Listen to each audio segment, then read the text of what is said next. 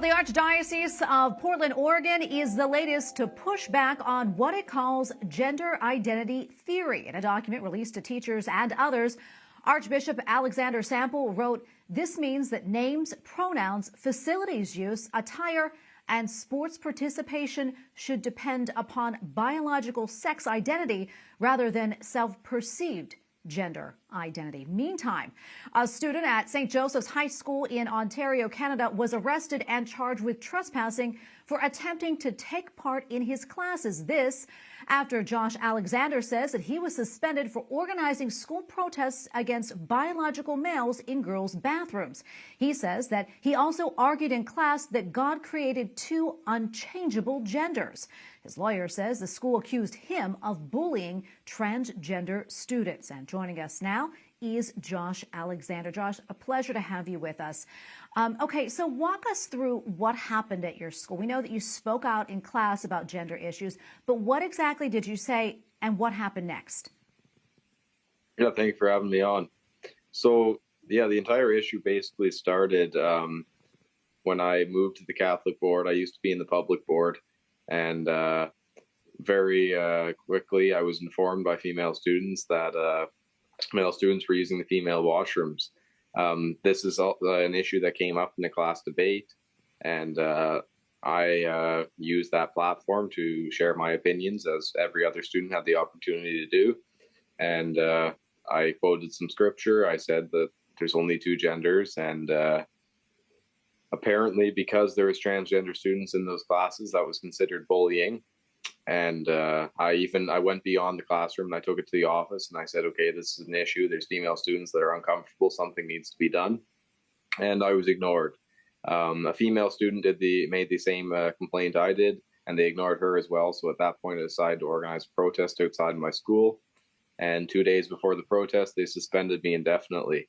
And then they permanently banned me from two of my classes. And when I attended those classes, they suspended me again and then excluded me twice. And at the end of the semester, on the first day of the new semester, I decided to return to school and try to recover my credits and actually get an education. And yeah, they arrested me. That is unbelievable. You know, it's important for us to note, though, we did reach out to the school to get their side. However, they actually declined to comment on this matter. That said, we know that your lawyer says, and we mentioned the school is accusing you of bullying transgender students. You know, what do you say to that? Well, my issue was never with the individual student, and I made that very clear with both on my social media in person and on my media responses. My issue wasn't with the individual student. I have an issue with a system that is going to encourage this form of misbehavior. And I do sympathize with the confused transgender students because they've been wronged by their parents and by society and by the education system that has pushed this indoctrination on them. But at the same time, that doesn't mean I'm going to condone their wrongful behavior, especially when it's a violation of my female peers' privacy. So I'll continue to stand up. Yeah, and also, you know, the school that you go to is Catholic, but transgender ideology is not in line with Catholic teaching. I'm curious, did anybody at the school ever talk about this or teach this in class? Oh, the gender ideology that gets pushed by the Catholic board is incredible. I had teachers telling me and the entire classroom that male breastfeeding is okay and it's normal and it's natural. And actually, one of the allegations that's being held against me until this day is that I said male breastfeeding is pedophilia. So that kind of shows you where the Catholic board's at right now. You know, Josh, I'm curious, how has this all impacted you? I mean, at the end of the day, you're still a 16-year-old boy, and none of this can be easy on you. And what's happening with your education? Well, as of right now, I don't really have much of an education.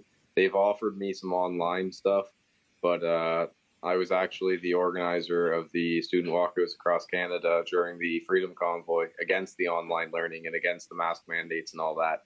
So I'm certainly not going to accept this form of inferior education. So I demand to be in person in class because all I've done is exercise my freedom of expression. But yeah, I mean, I get a lot of hate messages, and there's a lot of people that hate me, but at the same time, I don't really care. I did what I believe is right and what's right before God. So at the end of the day, I'm happy with that. Yeah, you're a strong young man, Josh. We're almost out of time, but quickly, I'm curious. I know you retained a lawyer. What's next?